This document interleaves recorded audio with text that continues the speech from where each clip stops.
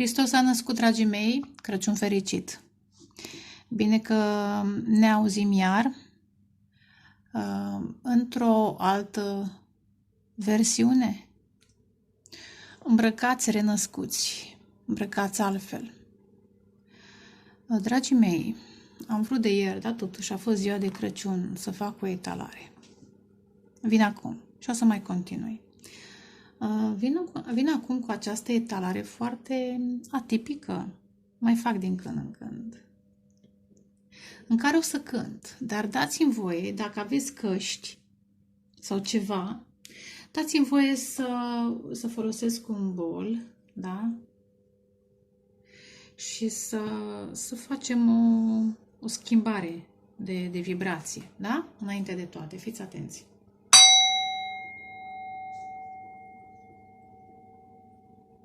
Să curățăm energetic. Prin lumină, prin miros, prin sunet. Dragii mei, o să cânt un cântec care efectiv mi-a venit brusc, n-aveam niciun motiv. Bine, aveam motive, dar am simțit că este o canalizare pentru un grup, da? Un colectiv, mai mare sau mai mic, de ascultători.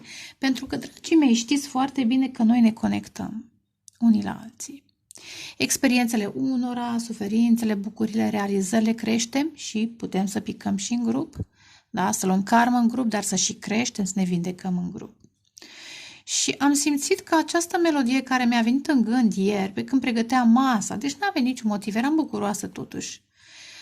Eram bucuroasă, deși în ultimile zile, în ultima săptămână, în mod special, am trecut și eu prin foarte multe în ultimile săptămâni, dar mai ales aceasta ultima, înainte de Crăciun, provocarea cea mare. Dar slavă Domnului că am trecut cu bine. Și cred că și voi, majoritatea, dacă nu simțiți încă, sunteți pe cale să simțiți. O să cânt o melodie tradițională. Nu știu cât de grozav cânt. Nu asta este important. Important este eventual să cântați împreună cu mine. Și apoi o să comentez că am stat și am meditat la această melodie. Cântecel. Tradițional? E. Sau vechi. E un cântec din Ardeal, cântat de Ducu Berții, pe el îl știu. Din Ardeal, nu știu perioada, dar știu că și tatăl meu mai fredona din când în când acest cântec și cântecel și Lacrima, Dumnezeu să-l ierte, Lacrima, că era un tip sensibil, chiar dacă nu arăta. Din zona Ardealului era și tata și melodia tot din Ardeal este. Dați-mi voie să o cânt și eventual, dacă vă face plăcere, cântați împreună cu mine și chiar dacă nu sunt cea mai grozavă cântăreață, vom discuta despre acest mesaj în curând. Așadar, cum spune melodia. Și-așa-mi vine câteodată, dorule, și-așa-mi vine câteodată să dau cu cuțitul-n piatră, să dau cu cuțitul-n piatră, dorule. Din piatră să iasă foc, măi, dorule.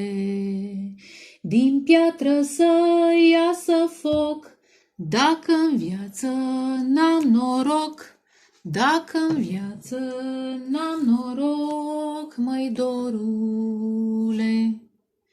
Când s-o împărțit norocul, măi, dorule.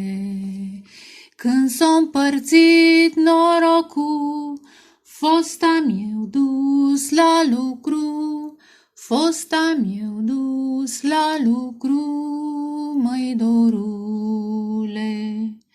Și la tăți le-o da cu carul, dorule.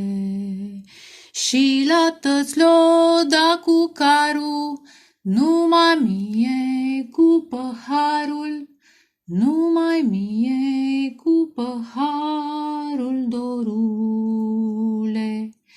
Nici acela n-o fo plin, măi dorule, nici acela n-o fo plin, jumătate-o fo pe lin, jumătate-o fo pe lin, măi dorule, nici acela n-o fo ras, măi dorule, nici acela n-o fo ras, jumătate-o fo năcaz, jumătate-o fo năcaz, măi dorule. N-alti cerul și senin, pe a me parte norii vin, n-alti cerul și stelat, pe a me parte norii bat. Slavă Domnului, al Domnului nostru Iisus Hristos, care s-a născut într-o noapte de Crăciun. Nu știm exact data, dăm și noi cu presupusul. Însă, acest Crăciun, dragii mei, 2025, un portal foarte puternic. 20 între cei 25, 20 înseamnă renaștere, judecată și renaștere. Dragii mei, nu întâmplător, am canalizat și am meditat, și e bine că am meditat la acest cântecel. Cred, după cum spune și în titlu, nu știu ce voi scrie, că s-a rupt un mare, mare blestem. Eu mi-am dat în cărți, în timp ce l-am amestecat, mi-am dat pentru mine, au venit mesaje, așadar mesajul este pentru voi, unii dintre voi. Luați, selectați mesajele, însă pentru unii chiar să fie ca o etalare personală. Îmi vine să plâng când am cântat acest cântecel. Dar, dragii mei, sunt foarte convinsă, ca și mine, mulți ați trecut prin niște încercări imposibil de exprimat în cuvinte, în care ați urlat din toți rărunchii la cer, ați întrebat Creatorul vostru pentru ce v-ați născut, pentru ce ați trecut prin aceste situații. Dureri mari, nu doar trupești, dar și trupești, sufletești, atât de mari încât simțiți că vă rupeți în bucăți, dar suficient de mari să înțelegeți că este un atac și să vă refaceți ca în filmele acelea cu roboți, cu Arnold Schwarzenegger, să vă reinventați, să vă adunați puterile din toate direcțiile, de la toate persoanele și situațiile care v-au furat energie, cărora le-ați dat suflet fără să merite, le-ați dat energie și și-au bătut joc de energia voastră, le-ați dat dragoste și au desconsiderat-o. Sunt foarte convinsă că în aceste vremuri, în aceste zile, sau poate chiar ieri, sau poate chiar în ajun noaptea de ajun, cu lacrimi în ochi, dați-mi voie să zic așa, muci în nas, da? Și cu genunchi în pământ, v-ați adunat puterile. Eu personal am aprins lumânări în toată casa, în toate camerele și slavă Domnului că am nu știu câte camere, vreo 9, 10, 11. Da. Și candela arde de câteva zile. Bine, în general arde. Da. Și ce am mai făcut? Am făcut. Nu fac vrăji, că dacă aș face vrăji ar fi jale. Am făcut probabil în alte vieți. Nu. Puterea mea, ca și a voastră, dragii mei, este în rugăciune și în credință și în dragoste și iertare. Însă, aici este o mare lecție. Am dat oamenilor care nu merită. Trebuie să învățăm să oferim celor care apreciază, ca și învățăturile, ca și sfaturile. Și eu am trecut prin aceste lecții. Dragii mei, în timp ce cântam, nu mai știu exact la ce strofă, cred că la a întâia sau la a doua. Haideți să vă arăt. Deci am factura undeva pe lângă mine, de la Electrica, da? Ați văzut că am luat cu lemnul de Palo Santo și am subliniat 120 de ani. Asta mi-a atras atenția. Este un blestem, dragii mei, am vrut să zic, este un blestem de la naștere, pentru că imediat vă zic de ce. Dar pentru unii să fie de la naștere, pentru alții să fie din străbuni și mai ales întărit sau accentuat acum 120 de ani. Nu-i de acolo această etalare. Nu desconsiderați. Da, 120 de ani, da? Am subliniat în fața voastră. Dar am zis, este etalare pentru voi. Și de ce zic pentru unii să fie... ce-am fioram. Pentru unii acest blestem să fie de la naștere. Pentru că eu, cum am cântat melodia, așa o știu. Așa îmi vine câteodată să dau cu cuțitul în piatră. Fiți atenți că imediat te explic. Ce înseamnă? Este un ritual.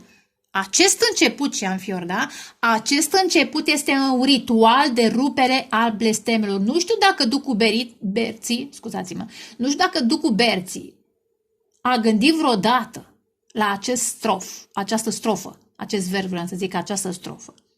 Nu știu. Probabil că nu. Sau probabil că da. Dacă ascultă, îi transmit salutări. Dacă îl știți, transmiteți-i salutări, pentru că mare canalizare prin această melodie. Ideea este că am ascultat-o, să pun link-ul sub video acum 5 minute înainte în timp ce se încărca telefonul. Am ascultat o versiune pe care nu o știam, care începe cu 2 versuri, o să-l pun în descriere, în care când m-a făcut mama, nu era foc în vatră. Când m-a făcut mama, focul nu era în vatră. În fine. Și la un moment dat a aprins focul și mi-a ars norocul. Ars, dragii mei. Iar pentru cei care știți de ritualuri, da? Focul ce înseamnă? Spirit. Nu era credință. Pentru unii, părinții voștri v-au făcut în lipsă de credință dintr-o întâmplare sau în mari crize existențiale, spirituale, colective. Mi-atrage atenția această cărare, probabil n-aveau voie să meargă la biserică. Mănăstirea Negru Vodă să fie pentru cineva. E parcă e un omuleț. Este o cruce. În fine, da? În mari crize existențiale colective, în comunism, în diferite situații, da? Războaie, când ți-e provocată credința. Apropo de foc în vatră. Sau când ești căutat și trebuie să stingi focul și nu știi, da? Rămâi cu focul interior. Acum despre acest ritual, repetăm fiori, ce este... Și așa îmi vine câteodată să dau cu cuțitul în piatră. Asul de spade, dragii mei, care știți simbolistica. Și acum o să ascultați melodiile și poate această melodie altfel. Asul de spade lovește stânca. Este un ritual puternic. Cuvântul vostru, rugăciunea voastră este puternică. A noastră tuturor. Și asta trebuie să înțelegeți. Da, aveți nevoie de ajutor, rugăciunea în grup este importantă și preotul ajută și cine o mai putea să ajute, dar a voastră în mod special, ceea ce spuneți voi. Deci puterea voastră contra puterea acelora care au făcut acele vrăji. Nu vă desconsiderați puterea, dragii mei. Asul de spade sparge piatra și iese focul. Iese credința, spiritul, descătușat spiritul pentru unii dintre voi care știți. Da? Iar revin la acea strofă pe care n-am cântat-o, dar am ascultat-o de curând, puteți să o reascultați. Mama care a făcut copilul când focul nu era în vatră este Sofia care a creat, dragii mei, știți, da? În dezechilibru. Și a manifestat un întreg blestem. Și Iisus Hristos s-a întrupat pentru a îndrepta lucrurile, a arăta calea ieșirii din ce? Din piatră, din matrix, din această existență dură. De-aia și noroc că ești la muncă, muncești și n-ai niciun spor. Băi, nene. Focul care a ars, norocul s-a descătușat din piatră în momentul în care ai lovit cu cuțitul în ea, mă, nene. Momentul în care ceri de la Dumnezeu dreptate. Dar ceri. O dată, de 2 ori, de 3 ori, pentru că aici este chestiunea. Poate nu de prima oară s-a spart. Chiar am citit cred că pe Facebook, aseară, noapte. Da? Da, cred, nu știu dacă o să găsesc imaginea, cred că am salvat undeva. Era un citat.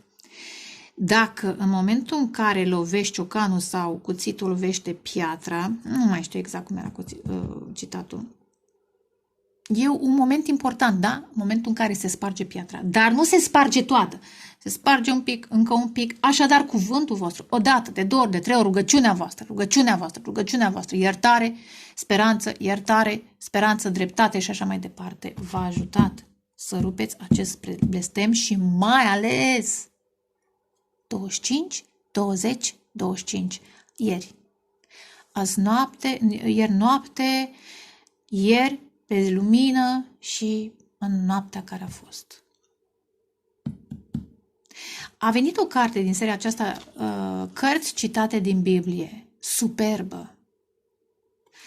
Este un mesaj colectiv și apoi o să mai revin cu încă unul. Nu întâmplător a ieșit cel mai superb mesaj din Biblie, Noul Testament, 1 Corinteni cu 13. 1 magicianul, 13 moarte și renaștere. 4 și 7 împăratul și 7 karma. Dar este sistemul pe de-o parte și karma, că 7 înseamnă karma, dar împăratul este și împăratul divin, că 7 este și divin.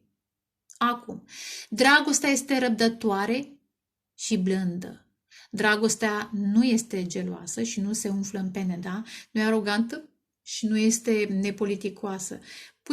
N-are rost să citesc eu în engleză, dar puteți să o căutați în Biblie și pe internet și pe telefon dacă aveți 1 Corinteni cu 13. Cel mai superb mesaj de dragoste.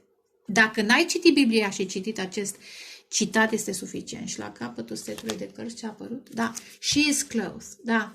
Ea este îmbrăcată, ea, mai ales doamnelor. 25, interesant anul acesta. 31, are you crazy? Fiți atenți! Fiți atenți! Deci anul acesta de revelion veți simți cum veți fi îmbrăcați și zice ea, dar puteți să fiți și voi domnilor. Dar este energia voastră feminină, este karma voastră față de un colectiv feminin, față de mama voastră, care poate nu v-a înțeles sau n-ați înțeles-o voi pe ea. Foste, soții actuale, soții, fete, copile, iubite, nu mai contează, da? Dar energia feminină din voi. Așadar, ea este îmbrăcată în putere și demnitate și râde, fără frică de viitor. Deci, vedeți? Nu le-am ales. 31, 25, anul acesta de revelion. Veți simți bucuria eliberării. Period. 17 am văzut, vindecare steaua. Haideți să vedem totuși niște mesaje legate de acest blestem. Hai să vedem o carte. Ia, vină tu singurică, nu mai tai. Pentru colectivul care mă ascultă. De oameni plini de credință. Toți mai picăm. Nu înseamnă că nu avem greșeli, nu avem păcate. Nu e nimeni perfect aici, pentru că energia e densă ca o piatră. Este greu, a fost greu. Dar începem. Renașterea. Da? Apropo, 25, 7, 20, renașterea și apoi iar 25, iar 7. Ia uite. Taur, are you crazy? Taur, Venus, pești. Neptun în pești. Saturn, element de pământ, karmă. Karmă colectivă. Karmă colectivă. Venus, 16, 2, Taur. Venus e guvernatoarea Taurului. Dragii mei, și peștii sunt guvernați de Neptun. Neptun reprezintă dragostea necondiționată, Venus, dragostea condiționată de fizic, de senzual, de multe. Însă, și foc, apropo de foc și... Are you crazy? Da? Exact. Cuvântul și focul. 25 anul acesta, eventual. În fine, probabil în 2023 simțiți ceva... că începe să se rupe, poate chiar a fost și lupta mai grea. Însă, da? Spiritele v-au ajutat, uitați, umbrele, ați fost doar o umbră a ceea ce trebuie să fiți interesant. Luna, energia maternă și iar 21, guvernatorul peștilor, da? Vă eliberați acest matrix de aceste stringuri și vă activați, ia uite, focul interior. De ce, dragii mei? Pentru că aveți puteri, avem puteri și... nu mai contează. Acum, s-a dus. Ideea este că unii n-ați avut spor la bani, la proprietăți, alții la dragoste. Poate nu v-ați simțit frumos și ați fost, poate v-a fost atacată frumusețea fizică, felul în care comunicați, felul în care vă mișcați, dansați, vă exprimați artistic cu Pești și cu Venus și cu Taur, da? Exprimarea artistică, felul în care vă creați viața. Pești, ați fost atacați mulți și în vise și în călătorile voastre lucide sau mai puțin lucide astrale. Dușmani ascunși.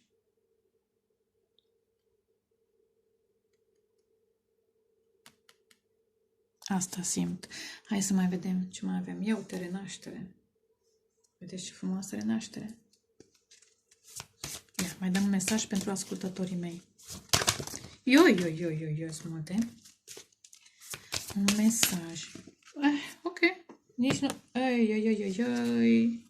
Așa ai vrut să pici? Foarte bine. Bine că au venit invers. Interesant. Vedeți? Câinele, companionul, mijloacele, rechinii. Era o melodie, stai să-mi aduc aminte. Cum era, băi? Să-mi aduc aminte. Când văd această carte, sunt cărți care mi-aduc aminte de o anumite melodii. Dați un pic. Go Get Us. Go Get Us. E cartea Go Get Us. Nu știu cine. Un grup de rapperi. Go Get Us. Și Learning. 22. Ce aici? Nu, ăsta e 41. 41, 36, 22. Probabil sunt momente în viață, anumite vârste, dar poate să însemne mai mult. Ideea este că v-a fost afectată, v-a fost blocat accesul la învățături prin acești rechini. Energie masculină distorsionată poate să fie și energie feminină distorsionată, care își neagă feminitatea, nu vorbesc de senzualitate, cât de feminitate, de spiritualitate, da? Sunt și faptul că au venit invers este minunat.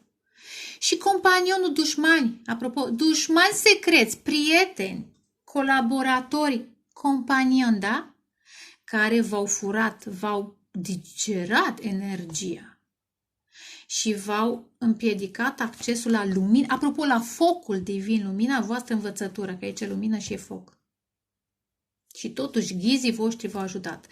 Unii pot să fie învățături toxice, distorsionate, da? Prietenii care par, da? Lumină, întuneric, dar au fost iar niște chestiuni. Dar de acestea vă eliberați. De acestea vă eliberați. Interesant, interesant.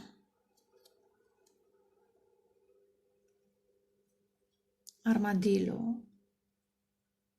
Reptilien văd, în mod special, numărul 7. Da, am zis, mă, frumusețea, are crazy? Ia uite, frumusețea, nu v-ați văzut frumusețea. Și nu mă refer doar la frumusețea fizică, cât la cea spirituală, mentală. Vrea să iasă adevărul în față, vedeți? Vrea să iasă adevărul în față. Soul, sufletul vostru, nomad, cunoaște adevărul. Ce fioram. Da? A trebuit să treceți exact prin cel mai mare întuneric, că aici îl văd pe Anubis, ca să descoperiți lumina voastră, focul divin, sufletul vostru și să vă transformați. Da. Și știți ce simt? Aveți o foarte mare putere spirituală și a fost blocată. Dar o putere care vine prin frumusețe. Ia uite, interesant pentru unii dintre voi, chiar partenerul divin a fost ținut deoparte, da? Chiar partenerul, văd și energie feminină și energie masculină. Energia feminină nu se vede cât de frumoasă e, energia masculină este vânată de multe femei, da? Ia uite, iar magicianul din voi a spart aceste blesteme colective, generaționale. Și aceste cărți au vrut să vină, da? Groundedness. Exact, apropo de pământ, de piatră, groundedness.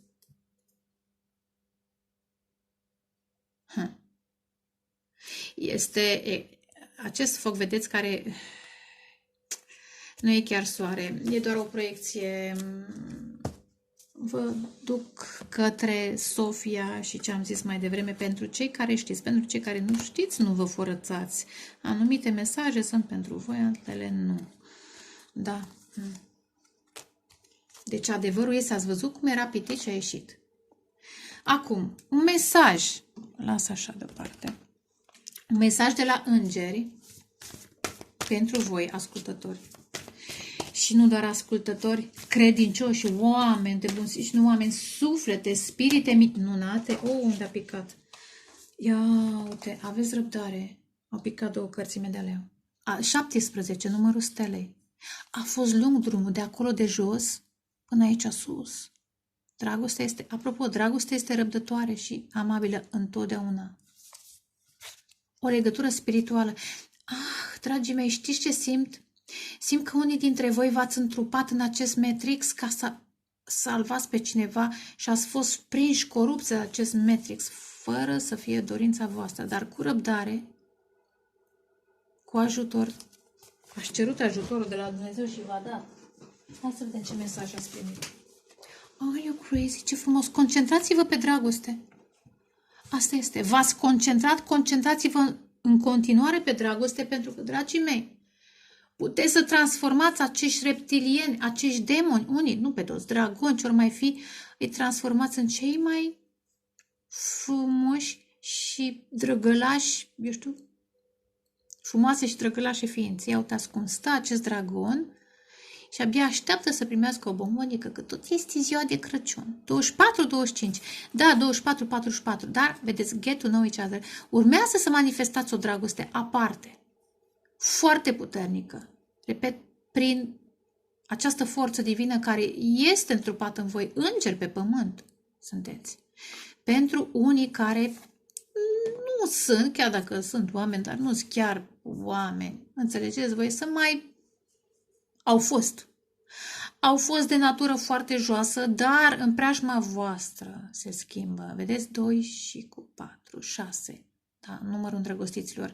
Get to know each other, 44. 2 oameni foarte puternici, da, 2 oameni foarte puternici se transformă. Voi transformați pe ei și ei vă transformă pe voi, dar nu în sensul că vă trag în jos, voi descoperiți de fapt puterea voastră. În momentul în care vedeți efectul pe care îl aveți în ei și felul în care ei se schimbă, vă dați seama, uite ce coroană, coroană, Gaia, sunteți încoronați de Gaia, de pământ, de Terra, de ce vreți voi, și de îngeri. Urmează să fiți alături de o persoană sau de persoane importante, puternice, cu care vă veți transforma și veți transforma și lumea. Learn to meet another need for love, da. Să descoperiți nevoile în dragoste ale fiecăruia, dar, repet, a fost greu. Din copilărie, copilul divin, copilul interior, și am zis divin, vreau să zic interior, dar am zis divin, copilul divin din voi a trebuit să se arate. Hai să mai vedem cum ați învins acest, nu doar prin dragoste este îndelungă răbdătoare, altceva, cum ați învins acest blestem. Am dat destule mesaje, dar cum ați învins acest blestem? Ok. Don't be afraid. Au fost momente de frică. Au fost. Nu trebuie să spuneți mie că au fost. Pentru că n-ați înțeles. Dar vi se confirmă. Și știți și voi. Vi s-a confirmat deja și eu confirma nu știu câta oară. Nu doar prin tarot, prin diferite chestii. Poate chiar ați auzit noaptea în somn sau ziua mergând pe stradă, da? I am with you. Sunt cu tine. Nu fi descurajat. Pentru că eu sunt Domnul. Eu, nu Domnul, sunt Dumnezeul Creatorul primordial. Și știu ce zic când zic primordial. Te voi întări și te voi ajuta. Te voi ține cu o mână victorioasă, da? Sau cu mâna dreaptă victorioasă, cum vreți voi. Isaia 41 cu 10.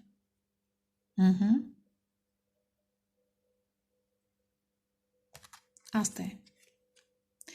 Pentru că ați reușit să nu vă mai fie frică de toate aceste atacuri, de toate aceste distorsiuni, dar a fost atacuri, adică cu rechini, n-a fost de joacă, câinele, da? Prieteni care de fapt sunt dușmani. Învățători care de fapt nu sunt învățători. Falși profeți, falși învățători. Proiectori, în sensul de oameni care te proiectează, te programează.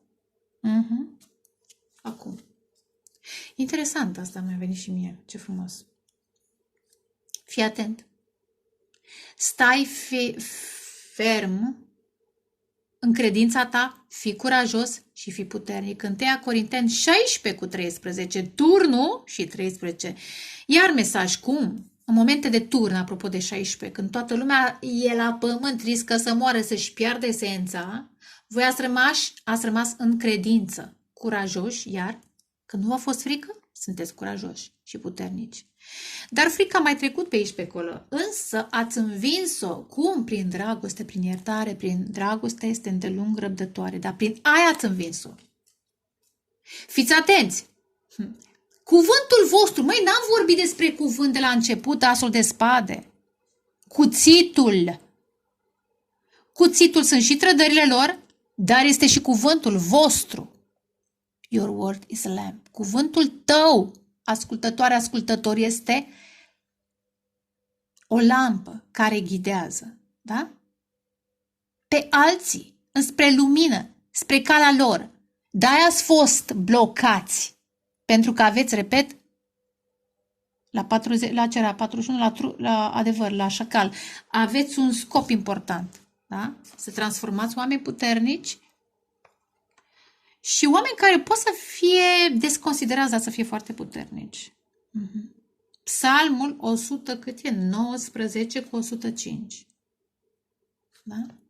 Dar este și cuvântul lui Dumnezeu, care este lampă, ghid, care v-a ghidat în soiul de eremit, v-ați înfruntat umbrele din alte vieți de 100 și ceva de ani, cel puțin, cred că de 120 de ani, ați început să rupeți unii acest blestem. Da? Cu alte cuvinte, unii v-ați făcut lucrarea de înfruntare a demonilor și a umbrelor din alte vieți. Ați mai avut și în viața asta ceva.